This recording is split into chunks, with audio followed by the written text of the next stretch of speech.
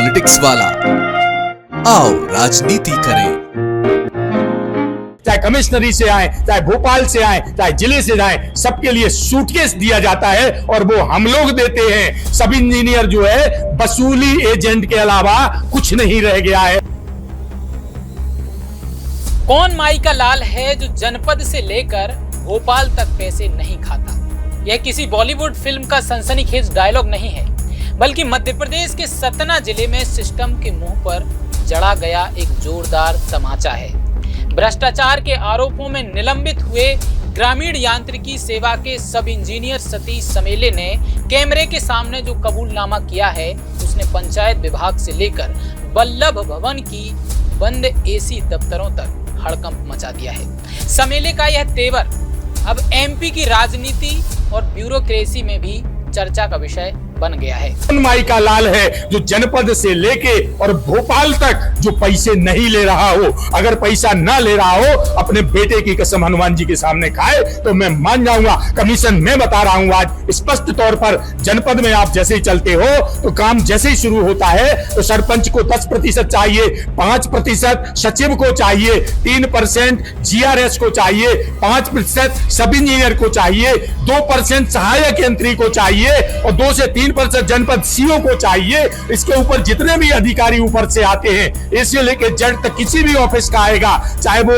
SQM हो, NQM हो, ये निरीक्षण दल आते हैं भिन्न भिन्न ऑफिसों से, चाहे कमिश्नरी से आए, चाहे भोपाल से आए, चाहे जिले से आए, सबके लिए सूटकेस दिया जाता है और वो हम लोग देते हैं। सब इंजीनियर जो है वसूली एजेंट के अलावा कुछ नहीं रह गया है। तो मैं तो प्रमाण रखूंगा कोर्ट में कि कब कब चंदा लगा। उनकी वॉइस रिकॉर्डिंग है, वीडियो है मेरे पास। मैं प्रमाण सहित रखूंगा कि किस तरह से इस विभाग में चंदे का सिस्टम चलता है और नीचे से भोपाल तक ये जो पैसा जाता है वो सभी इंजीनियर के थ्रू वसूली कराई जाती है। उसका भाग मैं भी रहा हूं, मुझसे करवाया गया, मेरे अन्य साथियों से भी करवाया जाता है। तो ये भ्रष्टाचार की बात हमसे करेंगे जो खुद ही कांच के घर में रह रहे हैं। निलंबित इंजीनियर ने केवल जुबानी तीर नहीं चलाए, बल्कि सरकारी फाइलों के पीछे चलने वाले उस कथित कमीशन राज का पूरा कच्चा चिट्ठा खोलकर रख दिया, जिसे सब जानते तो हैं लेकिन बोलने से कतराते हैं। समेले का सीधा और गंभीर दावा है कि ग्रामीण इलाकों में होने वाले विकास कार्यों की नींव ही कमीशन पर टिकी है। उनके मुताबिक योजना शुरू होने से पहले ही बंदरबाट का पूरा प्रतिशत तय हो जाता है। इस कथित रेट लिस्ट में सरपंच, सचिव, ग्राम रोजगार सहायक, सब इंजीनियर, सहायक यंत्री से लेकर जनपद CEO तक हर किसी का हिस्सा पहले से फिक्स होता है। इतना ही नहीं, इंजीनियर ने बेहद आक्रामक लहजे में आरोप लगाया कि नीचे से उगाही का एक पूरा हिस्सा सूटकेस में बंद होकर सीधे भोपाल बैठे रसूखदारों, अफसरों तक पहुंचता है। मुझे 10 बोलते हैं, मैं जिला पंचायत की बात सामने बता रहा हूं। DMF का काम स्वीकार करवाइए आप, या कोई अन्य मद के काम करवाइए, ग्रांट वाले काम करवाइए। 10 से 15% कमीशन डंके की चोट पर लगता है। जितने में कामों की उपयोगिता आती है, जनपद में पैसा लगता है, जिला में पैसा लगता है। कौन दूध का धुला हुआ है सिंगल व्यक्ति आज मुझे बता दे। तो मेरे ऊपर जो परसेंट का आरोप लग रहा है, उस परसेंटेज के दलदल में नीचे से लेकर छोटी इकाई से भोपाल तक के बड़े बड़े मगरमच्छ सभी शामिल हैं। तो ये जो परसेंट का आरोप है, ये पूर्ण रूपेण निराधार है और जब उसूलों पर आंच आए तो टकराना जरूरी है। अगर हम जिंदा इंसान हैं तो जिंदा नजर आना जरूरी है। हम तो हर वक्त हैं तैयार शहादत के लिए, मगर खून में जोश चाहिए